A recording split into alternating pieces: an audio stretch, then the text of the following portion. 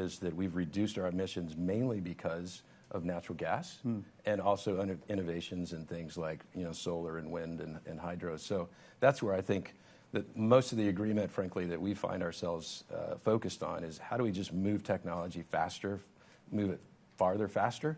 And it's important to be at the table. I mean, I think, look, we were talking earlier, we've been at a couple of COP meetings.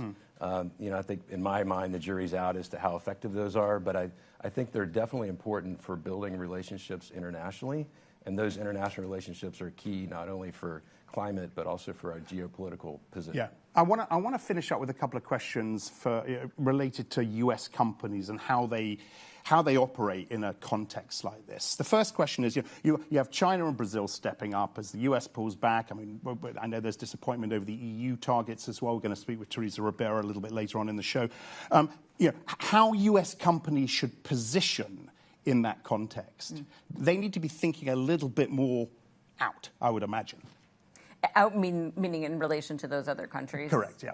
I mean, I think, listen, what is the good news and the bad news story on climate is that clean energy technologies and the future direction of the energy system is now central to how countries think about the future of their economy. And China has done an amazing job producing a lot of clean energy technology and dropping the cost of those things. But what you see from Brazil to the United States to the Europeans to all other countries in the world is that they want to have a share in actually producing those technologies and selling them to the world as well. And so now there's like a geopolitical angle, not just about the COP negotiations, but actually about the positions that countries are taking in this massive transformation of the global economy. Yeah. And it'll be the single largest capital formation in the history of the world, right? So they should.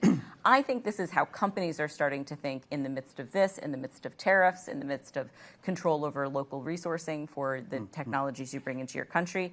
They need to be able to adjust in a very dynamic world. A similar final question to you, Drew. One piece of advice for the CEO of a Fortune 500 company trying to navigate climate strategy in this context, what would it be? Yeah, I mean, I think they have to focus on capital formation and supply chains and supply chain security. As we look geopolitically, I mean, China has got a lock hold on many of our early minerals and mining and processing all the way through to the manufacturing. So that's where I think we've got to be very smart about where we invest, who we invest with. We need to find more allies and strengthen our allies because, I mean, frankly, China, I mean, this is not news. China has been at this game for year after year after year, and their 5-year strategic plans for the last 20 years saying, we're going to own these supply chains.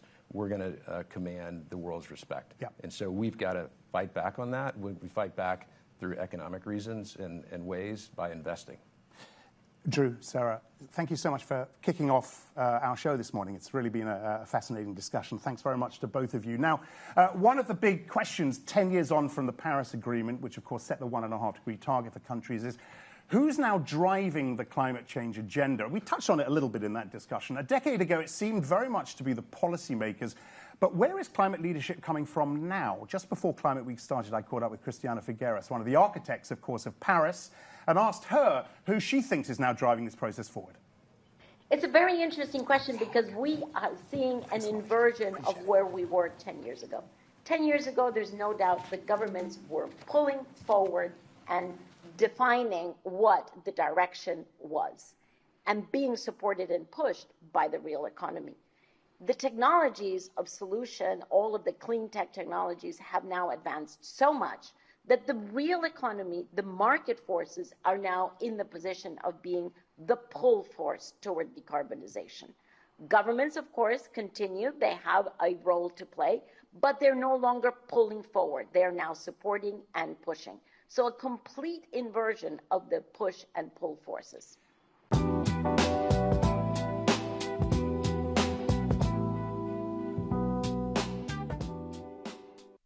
Christiana throughout this morning's show, but let's get the corporate take on this now. Joining me, 3 chief sustainability officers at 3 very different companies. Ellen Jakowski is the CSO at MasterCard, leading efforts to embed ESG into the company's global strategy.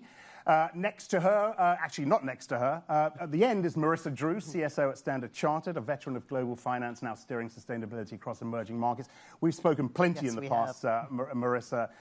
Last, of course, in London during Climate Week. And Jim Andrew is in the middle, CSO, PepsiCo, architect of the company's Pep Plus transformation. Really good to see all of you. Look, I don't know how much of that Christiana soundbite you caught. She was talking about the push and the pull. Who's driving the process?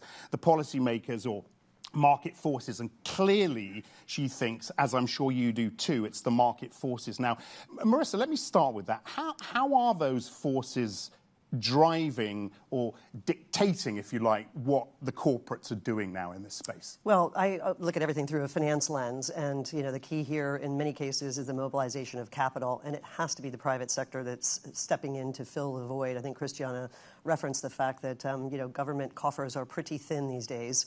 And the private sector has very big, high ambition, and I think it starts with being very deliberate, setting a goal for yourself, trying to achieve an outcome, and then drafting your company in behind. I mean, to be fair, there is.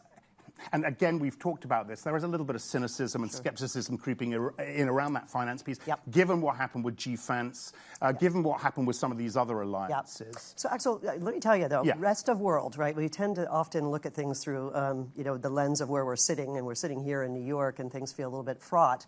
But having just spent the whole week, 2 weeks ago, in Hong Kong, at Hong Kong Green Week, I can tell you that China, all of Southeast Asia, Middle East, India, the scaling and the flow of capital and the billions and billions and billions of investment, it's happening. Okay. And we're reaching all new highs, in terms of sustainable finance. That sort of impetus that Marissa's talking about, Ellen, how much of that are you seeing here in the US? Well, so the MasterCard Economics Institute just came out with a study recently that was measuring the transactions that we see for online luxury apparel purchases. 27% of the online luxury apparel market is secondhand, is circular, right? Shocking, right, that it's so big. When I first got the draft of the report, it was like, I think the number's too high. Go back and double check, and they did, and it's true. And for mass purchases, it's 5%, also higher than I would have thought. So we're seeing market shifts. We're seeing consumers engage. They want more sustainable choices, and it's a great time to be investing in circularity. And I get your business has this really unique perspective into millions and millions and millions of consumer habits. What are you learning? And that's, I guess, the Scope 3 bit as well in all of this. But what are you learning from that?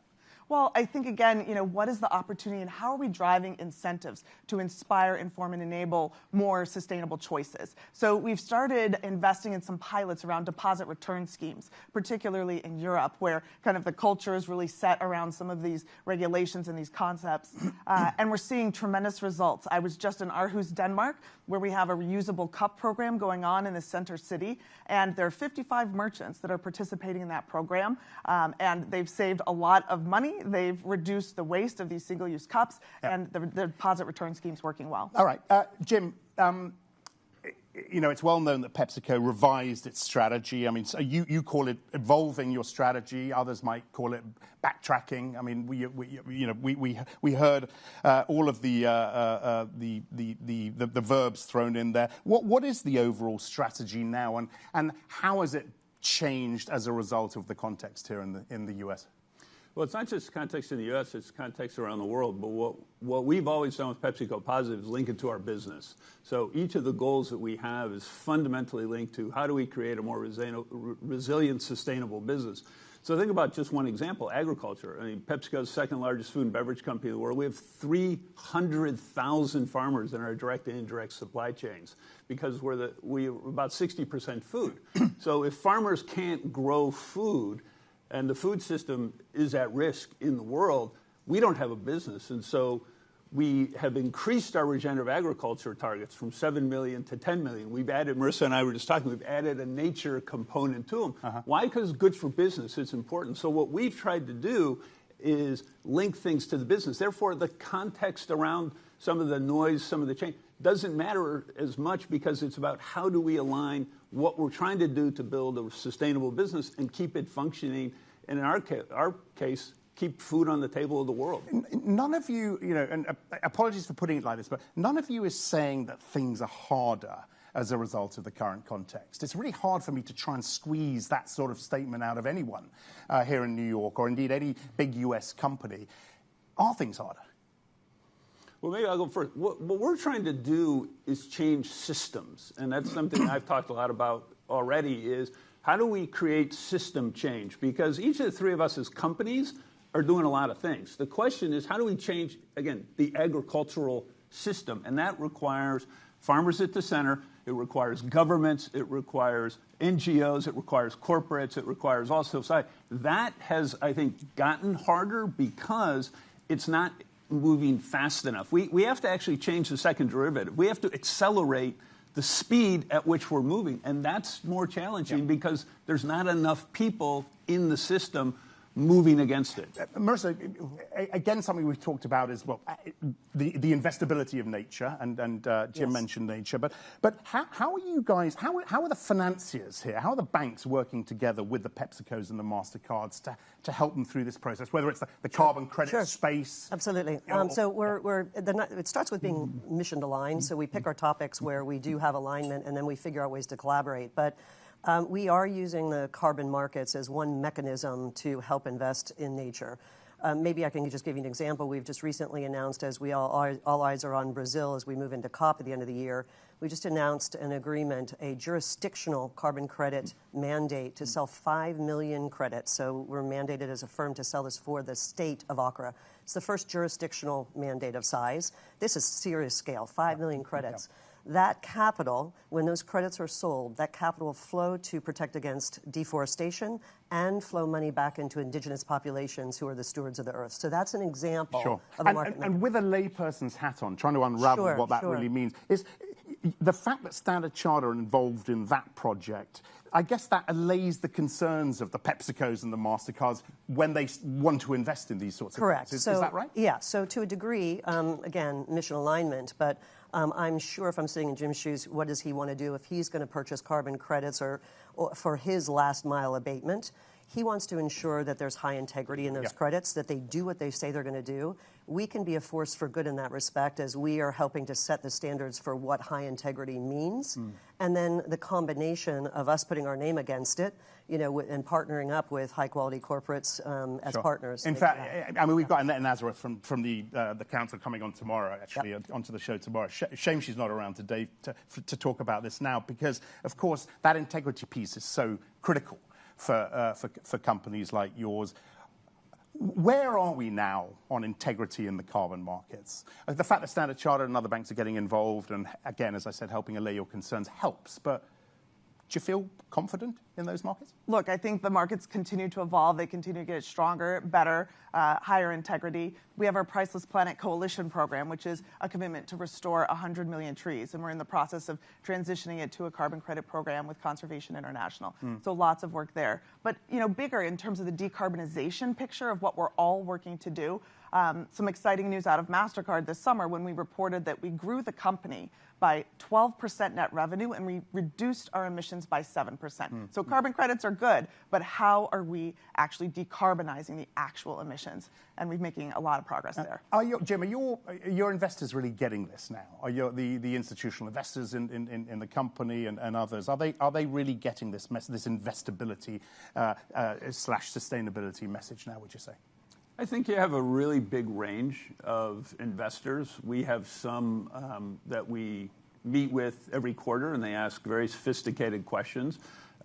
But there's a lot who I think are most interested in the financial performance of the company, what's happening in this quarter, what's happening. And they're less interested in some of the sustainability issues. We invest in the things we do because, again, they're tied to the health of the business. They're tied to the strength of the business.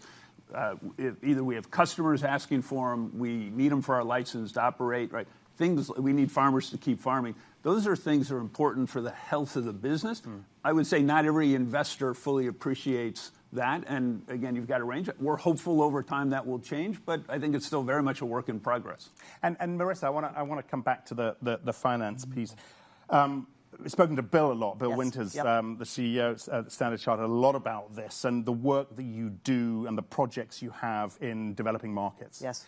How's all that going? And are investors here and in Dubai and in Sharm and in Glasgow, are they understanding the urgency and the need properly now of this? So, again, I think Jim said, you have a broad swath. But back to the investor question, when we look at our investor base, our shareholders in Standard Chartered Bank, which is a proxy for do they understand it and do they care and are they supportive, we've had a wonderful stock reset. I can't claim it's all because of sustainability, but one of our hallmarks was we reached $982 million of sustainable finance income. This isn't, this is income that we produced last year. It was a year ahead of a target that we had to do $1 billion by the end of this year.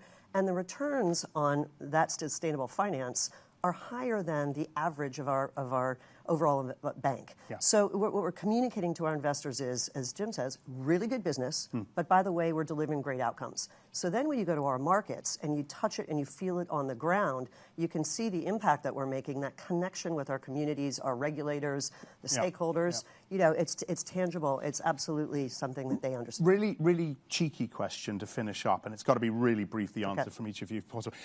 And this is about New York Climate Week. Do you feel you have to be here this week? Do you feel you have to be seen here, or are you going to leave with something achieved? Yeah, I think I want to be here, right? Everybody's here. The conversation is here. But you want to be here because you want to achieve something. I want to achieve something. I'm looking for new partnerships. Okay. We're looking to enable more circularity. So, I mean, Jim and I were just talking about reusable cups and this deposit return scheme and how can we partner. Jim's got some great pilots already happening in some stadiums around the U.S. and we'd like to be a part of that. Okay. So this is why we're here. Okay. Same question to you. I imagine we're going to get the same answer as well. I want to be here. We want to be here because it's about doing, and this is a target-rich environment. Everybody's here. Within 10 blocks in any direction, you can meet with anybody you need to. The three of us have already had business conversations standing out in the hallway. That doesn't happen when we're spread around the globe. Critically important, great opportunity. You got to make it happen. It's a 24-hour full contact sport. But if you make it happen, it's a great opportunity. And like the carbon deal with Accra in Brazil, any big deals you can quickly tell us about before you leave? How about big themes? I can never talk about big deals until they happen. But big themes, I leave here. We have a very, very serious talk about doers roundtable on methane. So we've been talking about carbon emissions forever, but methane as a toxic substance has to be addressed. And the people who are going to be in the room at this roundtable range from big oil all the way through to, what I would call the sort of midstream players, all figuring out how do we set some standards and sign on to partnerships and pledges. And on the financing side, we can actually say that this is good business to capture all of that's going in the atmosphere. And actually, by doing that, you save the company's money. So that's just one example. Another big topic is adaptation finance. We got to get this on the stage as the effects of climate change are hitting. We need private capital to flow, and we're crowding in so many people on that topic, too. So these are the sorts of things that we're rolling up our sleeves getting into. Well, look, I wish you the best of luck. We'll be watching. And hopefully see you all in Brazil as well. All right. To Ellen, to Jim and Marissa, thank you very much indeed for coming in. Hope you have a fruitful week this week. Right, plenty to come. She's covered climate change from the streets of New Delhi to the shores of the Caribbean. Katy Daigle is Reuters climate editor. She cuts through greenwashing, decodes policy, spotlights the stories that matter most. Also coming up, the most influential European voice on climate change and two climate leaders optimistic about what's to come despite the headwinds. All of that is coming up.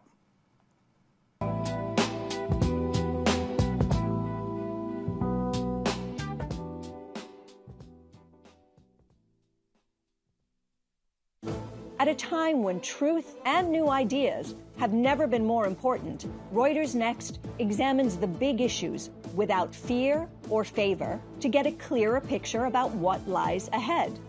Reuters Next Gulf will provide a forum to ignite real change and to build a better tomorrow for generations to come. Join us at Reuters Next, because in a time of great change, the most important question is, what's next?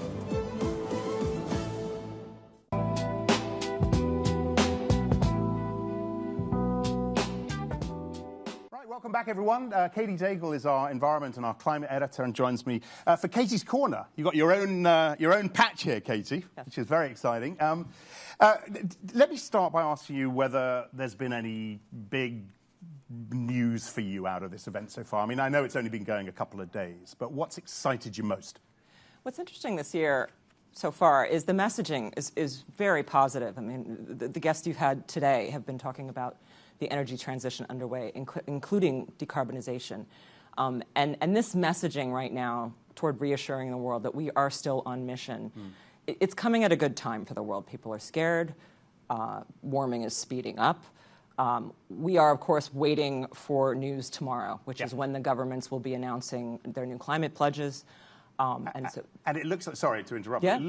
Yes, that's of course because that's the day at the General Assembly that's the climate piece sits in that. It looks like we're going to be a little bit disappointed. We've got Teresa Ribera coming up on the show. Murmurings are that it's going to be anemic. What are you hearing? Similar. It's very much a wait and see, but this is the tough part of the energy transition. It's messy. A lot of governments are struggling to reach agreement within, amongst themselves about what to do. Energy security is a big concern. And this is sort of the inflection point we're in, the energy transition, right? It can be true that we're going gangbusters with renewables at the same time that we're squeamish about getting rid of fossil fuels. Both can be true at the same time. You and I have talked about this before. Climate, when things were really bad on the multilateral sort of stage, the sort of the global collaboration and discussion, climate used to be a bit of a bright spot, didn't it?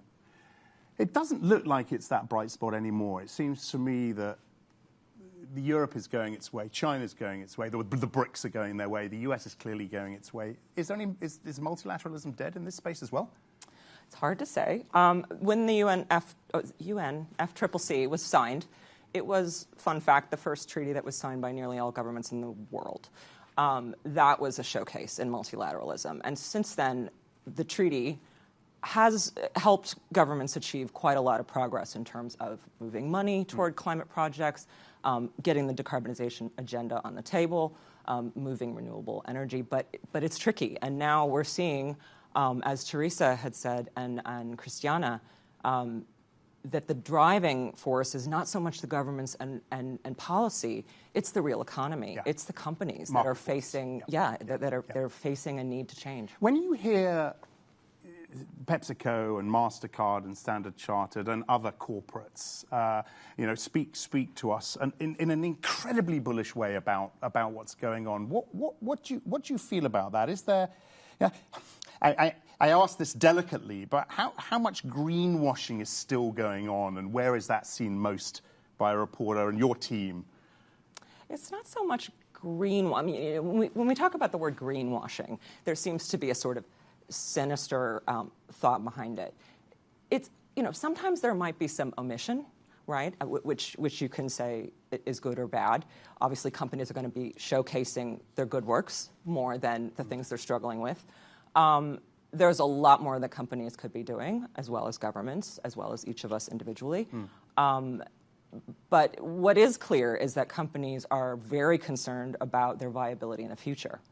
And that's not going away. No. Do you feel, just to finish up with, do you feel as a journalist, one of your responsibilities is to hold the corporates and the financial institutions accountable for their climate claims? Is that a big part of what you do, and how good are we at that? It's really tough. The news is moving very fast. And so just by virtue of trying to, we can't cover everything all at once. That said, we live for, us journalists live for holding, holding truth to account, making sure that people, citizens, have the information they need to make rational decisions about their society and their future. Where we start to run into trouble is when we're looked at for offering the prescription, right? Is it our role to advise people on what they should do with their investment? Is it our role to say this is a good policy or a bad? And that's where there's a sort of a range of feelings. There's a lot more activism in some areas of journalism. Other areas want to play it, straight down the line.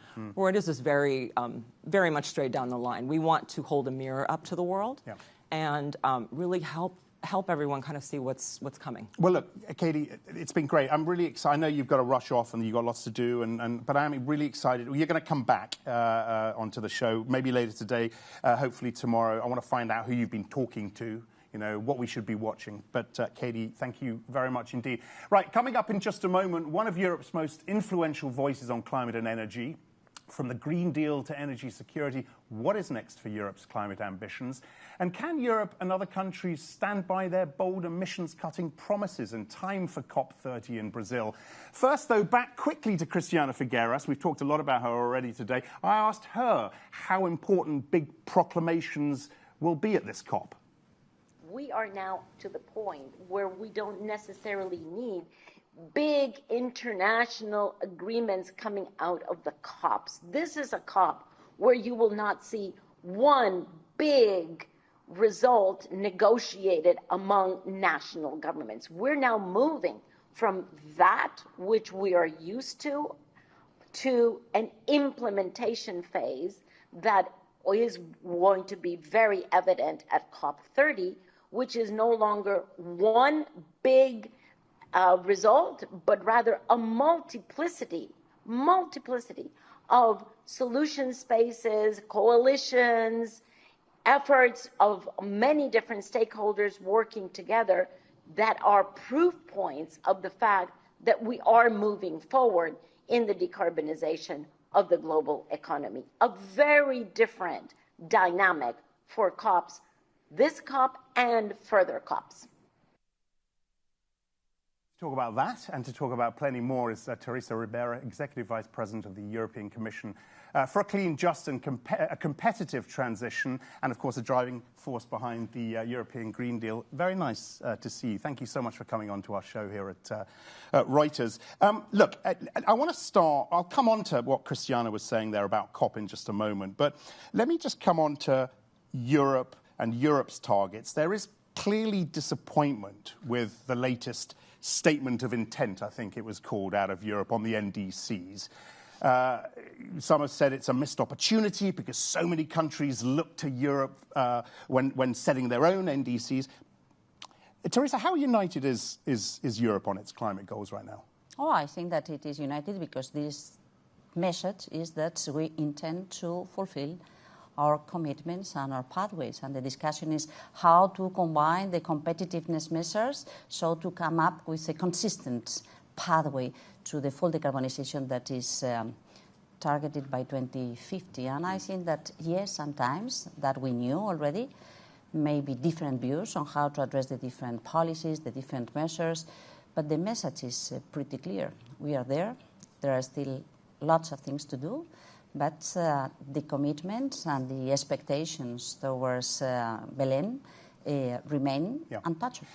So you don't sense any rowing back on commitment among members in Europe? Well, I sense that there are some political families stating, as it is the case here in the United States, that climate can wait for us. Yeah. And I'm convinced that this is such a big mistake. But not only for climate reasons, of course, it is a big mistake. Yeah. Not only for social reasons, of course, it impacts people. For economic reasons, it's just madness. It's committing suicide. But you just put Europe in the same sort of breath as the US in this space. A few years ago, we were proudly holding up Europe and China and the BRICS as the trendsetters and the pace setters. Do you not feel like that anymore? Yes, I think that we can feel this way, of course. We have done things that allow us to say that we are very well positioned to overdo in our targets by 2030. We are combining things that will come up so to ensure that we will get as much as possible by 2035, knowing that we are in the middle of this energy transition, that much needs to be done still in Europe, but that the identification of industrial success with the deep decarbonization coming up with the companies is already there. And I think that it is normal that once the low-hanging fruit are already there, we enter into a new phase where we need to assess, because it is a little bit more difficult, it is a little bit more demanding, but yes, we are committed to keep on doing. I asked Sarah Ladislaw earlier, who's now RMI, worked for Joe Biden, whether she thought there was a chance the US might pull out of the UNFCCC treaty. Do you think there is a chance that they will? And what would that mean for the treaty? How damaging would it be for the treaty? I think it could be terrible news for the humankind. I think that we need to work together. I think that this is a product of the joint efforts being developed by the whole international community, including the United States. I think that the Paris Agreement responds to these expectations of how we can build on our own premises the best way to achieve the goals. And I think that that could mean that the United States accepts being isolated when compared to the relations to the rest of the world. Given what we've seen so far with Paris, is this likely to happen? It is quite shocking to see that a country that has been respected, the House of Freedoms, liberties, rights, improvements, cooperation, technology breakthroughs, decides a kind of suicide. So to be isolated, to forget about the rest of the world, and of course this means leaving the space for the others. And of course there are others that could be delighted to fill in this space. So it is quite shocking, but my main message in this concrete point is that we hear with great expectation and hope all those saying that America is all in, and that mayors, business communities, governors know that they need to bet in the future instead of burning fossil fuels. And I'm glad you raised that, actually, because tomorrow's show, we've got a bunch of mayors coming on. We have the AG of California coming on. So we are going to talk about that influence at the subnational level, which is clearly critical. Let me ask you, Teresa, China is clearly a massively important player in this space. Brazil. Who are you talking to here in New York over the next couple of days? Tomorrow is a big day, of course, for climate. Have you got any bilaterals set up? I'm not certain that you're going to tell me, but who is Europe meeting with here to try and move this process forward? I have got several meetings, and I will still have different meetings, but let me come back to China, because you mentioned China. I was to China to beginning of July, and we came up with a very relevant statement being signed by the leaders of the European Union and China, saying loud and clear that we commit to keep on doing as much as possible according the Paris Agreement rules, because we understand that climate action is critical not only for multilateralism but also for our own societies and our own economies. China is changing the way they consider their position in the international context. We consider that we cannot rely on something that we do not produce as fossil fuels. So I think that this shows to what extent, if we manage to remain united, well, a pity that a big country as the United States decides to leave, but the rest will keep on doing. Quickly running out of time, but you mentioned the meeting with China in July. How harmonious are those discussions? Because we talk about multilateralism, and it used to be the bright spot in this climate space, and we wonder now whether it still is, and that there is a lot of falling out happening. How is the collaboration with China, with Brazil, with the others? Of course, we are all different, and we are entering into a kind of multipolar world. And there are things where we agree and things where we do not agree. But climate action is a market driver. It's a financial driver. It is a technology driver. And we all agree that it is also a driver for peace or war, for suffer or prosperity. And there we can find ourselves in the same place. And just very quickly, Europe's NDCs will be laid out by the time COP happens, yes? I hope so. I think. Sorry. No, go ahead. I think that it will be solved in the coming weeks. So I think that we will be in a position to be taken into consideration. I may. Well, I look forward to speaking to you in Belém about that. Teresa, thank you very much. And I know you were part of the opening ceremony yesterday, and I'm just going to throw to a few other bits and pieces at the opening ceremony. Lots of voices, actors, politicians, Mr. Steele, of course, of the UNFCCC. This is what they had to say. The public's already there. But it's a fear of this paradigm that we're living in, where we have a president who's denying climate change, and we have a fossil fuel industry that's just completely gone off the rails with lies and throwing money at this issue and fear. But if there's nothing else that this moment requires from any of us, is to drop our fear and to speak up and speak about what we know is true. My most important message today is don't believe the doomsters and the gloomsters and the naysayers.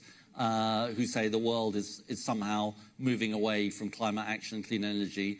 It's not the case. The complexities of getting them to agree based on a consensus-based process is difficult, but it is delivering.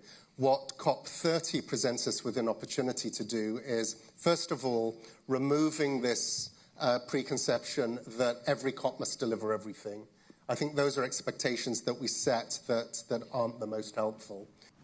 So a few of the voices that we heard yesterday at the opening ceremony. Now, to wrap up today's show, we hear from two people who bring deep insight into what's working and what's not, and what's next for business in the climate transition. Peter Backer is president of the World Business Council for Sustainable Development, a global coalition of CEOs committed to building a net zero, nature-positive economy. Good to see you again, Peter. And Mindy Luber is president of sustainability non-profit Ceres, spent decades mobilizing investors and corporate leaders to align capital with climate action. I guess, I've reached that point where a show like this isn't really a show like this unless Mindy Luber is on it, actually. and the same goes for you as well, Peter. And look, I read your Forbes piece recently, and I've seen a piece you did, I think, for Reuters. You're both surprisingly optimistic. Is this you try to keep a straight backbone despite all the headwinds being thrown at you? There's no question. Let's start with it is a more difficult time than it was last year or the year before that. That said, what I am seeing every single day in the private sector is good news. No, they don't want to raise their hand and do big public campaigns. There's some pressure on private sector leaders. But in fact, behind closed doors within their corporations, they are staying the course. They are setting goals and meeting those goals. Many are supporting policy. We're seeing a rise in renewable energy, unlike anything else. And so the fundamentals are still there.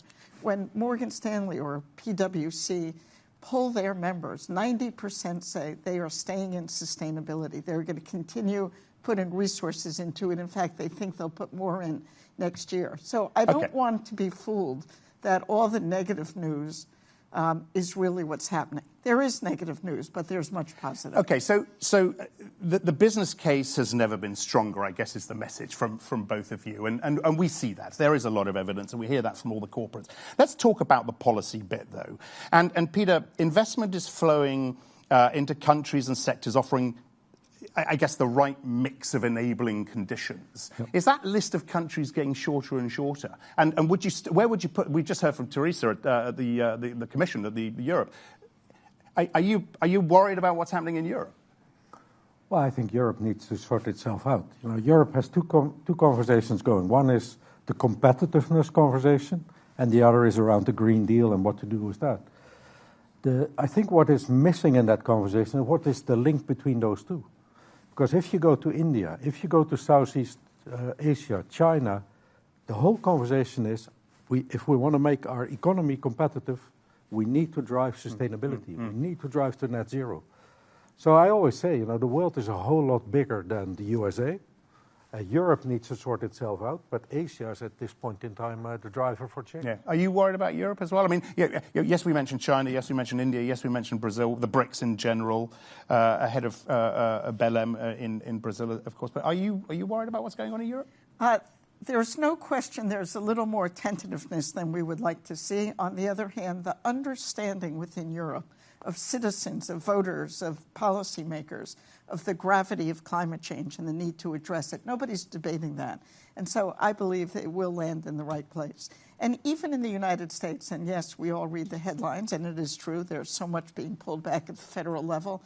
A week ago in California, we stood with the governor and with legislatures in passing the cap and invest law, extending laws. So there is still work to be done at the states, and we'll be there to do it. I'm glad you mentioned California. We have Rob Bonta coming on tomorrow morning. And I think one of the questions we will be asking is,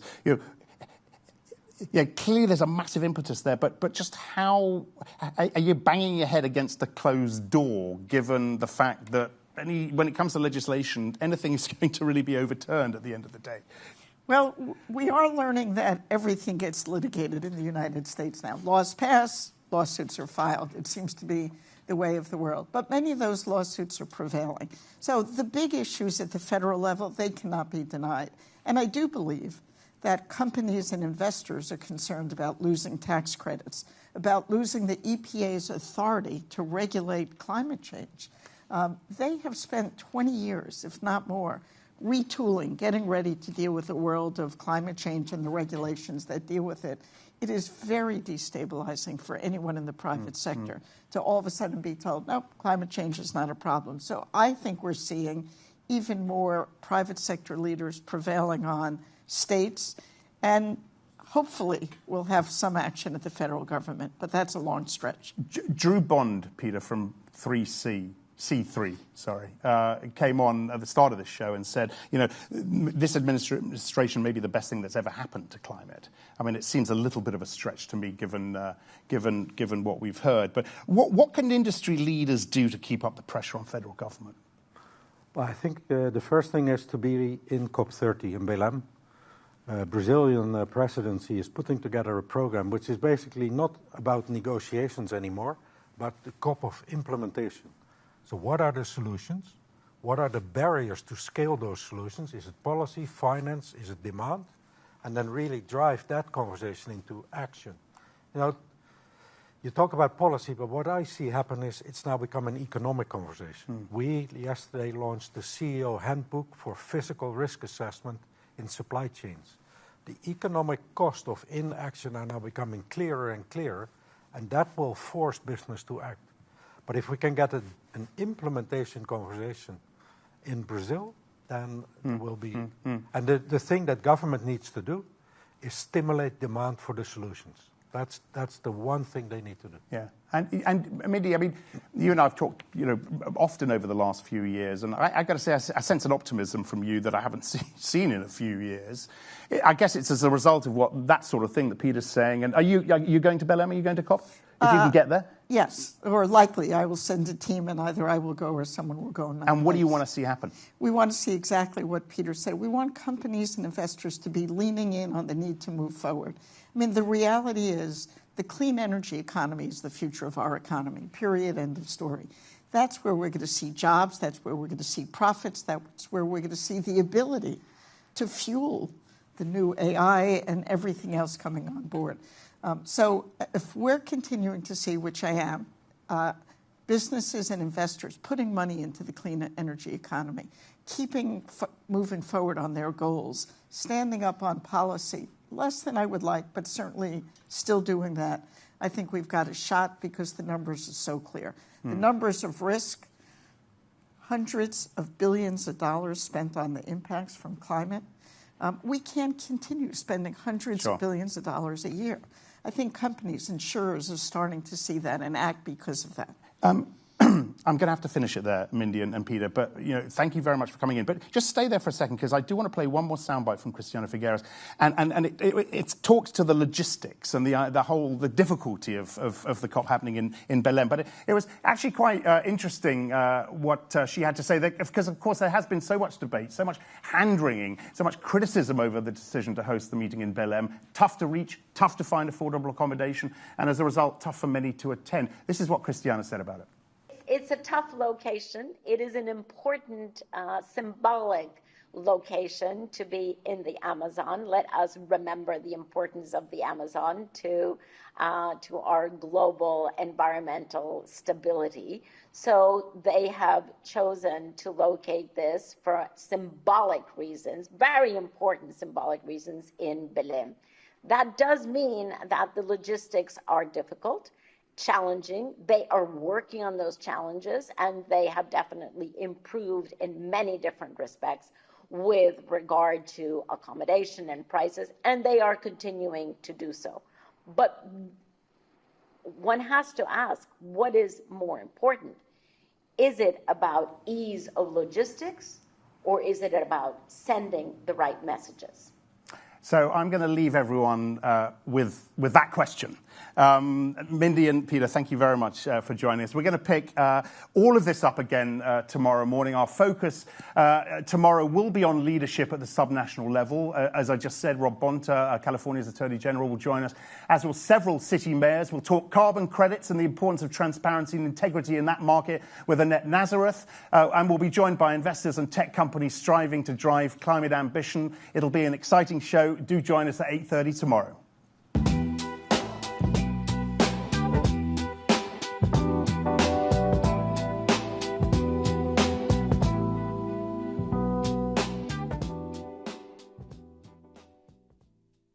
Good job, guys.